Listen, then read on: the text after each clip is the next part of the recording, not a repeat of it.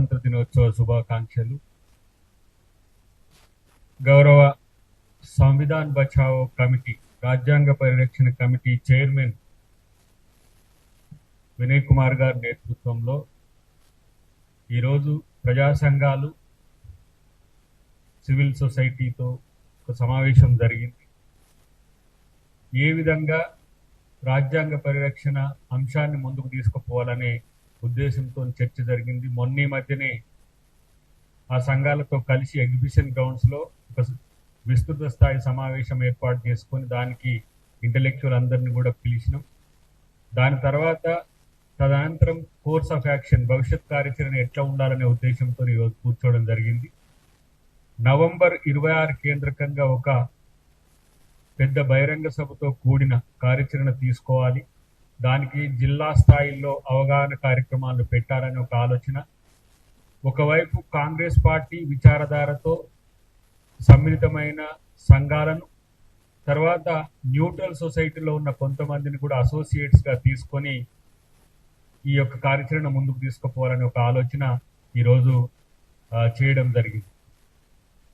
దాంతో పాటు latest burning ఇష్యూగా ఉన్న ఓట్ చోరీని కూడా అనుసంధానం చేయడం. ఎందుకంటే ఏ విధంగా రాజ్యాంగాన్ని కూలదోసే కుట్రలు చేస్తుందంటే, రాజ్యాంగం ఇచ్చిన 1 ఓట్ 1 వాల్యూ అనే అంశాన్ని ఈరోజు బీజేపీ ప్రభుత్వం ఏ విధంగా తూట్లు పొడుస్తుందో ఆ నినాదాన్ని కూడా ప్రజల్లోకి తీసుకుపోవాలనే ఉద్దేశంతో కార్యాచరణ ఉండాలి అని చెప్పేసి ఈరోజు చాలా మంది మిత్రులు అభిప్రాయపడ్డారు.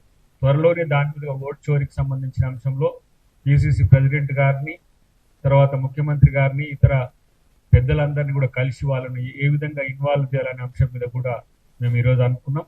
ప్రత్యేకించి ఈ కమిటీని తెలంగాణలోనే రాహుల్ గాంధీ గారు, మల్లికార్జున ఖర్గే గారు ఈ కమిటీని కాన్స్టిట్యూట్ చేయడానికి కారణం ఏంటంటే, ఇక్కడ రాజ్యాంగ చైతన్యం కానీ, సామాజిక చైతన్యం కానీ ఎక్కువ ఉన్న ప్రాంతం అవడం. రెండవది, ఇక్కడ గతంలో పనిచేసిన సంఘాలు వాళ్ళతో అసోసియేట్ అయిన తీరును చూసి ఇక్కడ మొట్టమొదటిసారిగా భారతదేశంలో తెలంగాణలో ఈ యొక్క కమిటీని ఏర్పాటు చేయడం. కాబట్టి దీనికి మొడాలిటీస్ కూడా మేమే సెట్ చేసుకోవాల్సిన పరిస్థితి వస్తున్నది. కాబట్టి ప్రతి జిల్లాలో ఈ స్టేట్ స్థాయి నమూనా ఎట్లా ఉంటుందో జిల్లా స్థాయి నమూనాను కూడా అట్లా ఏర్పాటు చేసి ప్రజా సంఘాలను, కుల సంఘాలను, పౌర సమాజాన్ని అందరినీ కూడా మమేకం చేయాలని ఒక ఆలోచన చేస్తున్నాం. ఎందుకంటే వాళ్ళ యొక్క ఆర్ఎస్ఎస్, బీజేపీ యొక్క ఆలోచన 100 సంవత్సరాల ఆర్ఎస్ఎస్ ఏర్పాటు తర్వాత రాజ్యాంగాన్ని ఏ విధంగా డెఫ్యూజ్ చేయాలనే ఒక కుట్ర వాళ్ళ అంతర్లీనంగా ఉన్నది. ఈరోజు రాహుల్ గాంధీ గారు మాట్లాడిన దానికి, ఒక ప్రతిపక్ష నాయకుడు మాట్లాడిన దానికి ప్రధానమంత్రి గారు మాట్లాడట్లేదు, ప్రభుత్వం మాట్లాడట్లేదు. ఈసీ పొలిటికల్ కామెంట్స్ చేస్తున్నది. ఎలక్షన్ కమిషన్ మీద టార్గెట్ చేసి, ఎలక్షన్ కమిషన్ మీద ఎలిగేషన్స్ చేసి, ఎలక్షన్ కమిషన్ మీద స్టేట్మెంట్స్ ఇస్తున్నందుకు ఎలక్షన్ కమిషన్స్ కౌంటర్ ఇవ్వడం ఒకే గాని ప్రభుత్వం ఏం చేస్తున్నది? ఓట్లు పోయిందని వాళ్ళ ఓట్లు తీసేసిండ్రు అని కొంతమంది అయితే, ఓటర్ లిస్ట్ లో చనిపోయిన వాళ్ళగా చూపించిన వాళ్ళు వచ్చేసి రాహుల్ గాంధీ గారితో కాఫీ తాగుతున్నారు. లేదంటే వాళ్ళు సుప్రీంకోర్టులో కేసు వేస్తున్నారు, మేము చనిపోలేదని. అంటే ఒక విచిత్రమైన పరిస్థితి ఉన్నది. ఇది ప్రజాస్వామ్య హననం జరుగుతున్న పరిస్థితిలో ఈ సంవిధాన్ బచావో కమిటీకి ఒక బృహత్తరమైన బాధ్యత ఉంది. ఇక్కడి నుంచి పెద్ద ఎత్తున కార్యాచరణ తీసుకుపోవాలనే ఉద్దేశంతో అటు విద్యార్థులతో పాటు, యువకులతో పాటు, దళితులు, గిరిజనులు, ఆదివాసీలతో పాటు బడుగు బలహీన వర్గాలను, మైనారిటీలను కలుపుకొని ఈ సంఘం మమేకం కావాలనే ఒక ఆలోచన వచ్చింది.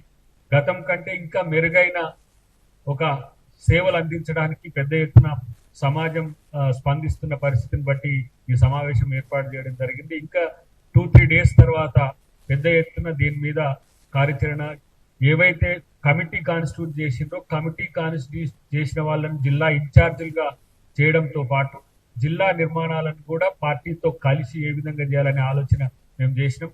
కాబట్టి ఇది కేవలం కాంగ్రెస్ పార్టీ కార్యాచరణ కాదు. అందుకనే మేము తెలంగాణ సమాజానికి, తెలంగాణ పౌర సమాజానికి మా విజ్ఞప్తి ఏంటంటే, రాజ్యాంగాన్ని రక్షించుకోవాల్సిన బాధ్యత పౌరులందరి మీద ఉంది.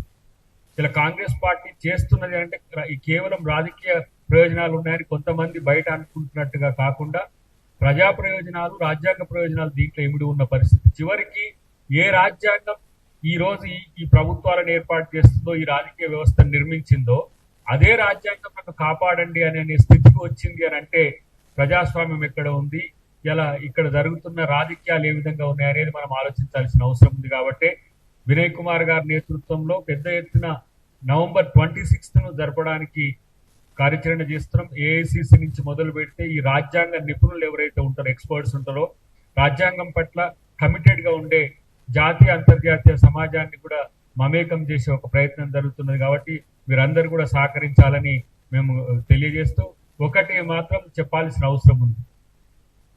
రాజ్యాంగ పరిరక్షణ బీజేపీ బాధ్యత కాదా? ఇలా బీజేపీ నాయకులు రాహుల్ గాంధీ గారి మీద చేస్తున్న స్టేట్మెంట్ చూస్తే ఒక రకంగా నవ్వు వస్తున్నది వాళ్ళని చూస్తే. ఓట్లు పోయిన వాళ్ళు ఓట్లు పోయినాయని ఏడుస్తుంటే మీ ఓట్లు ఏం పోలే, రాహుల్ గాంధీ ఆ ఓట్లు తీసుకున్నాడు అన్నట్టుగా మాట్లాడుతున్నారు. ఇలా ఓటు బాధ్యత వ్యక్తిది. వ్యక్తి నాయకుడిని ఎన్నుకునే బాధ్యత ఈరోజు అంబేద్కర్ గారు రాజ్యాంగంలో కల్పించింది. గతంలో ఏంటి? రాజులకు, సామంత రాజులకు, జమీందారులకు, జాగీర్దారులకు, పెట్టుబడిదారులకు, వాళ్ళకి ఇష్టం వచ్చిన వాళ్ళకు ఓట్లు ఇచ్చే కల్చర్ భారత రాజ్యాంగం కంటే ముందుండే. మహిళలకు ఓటే లేదు.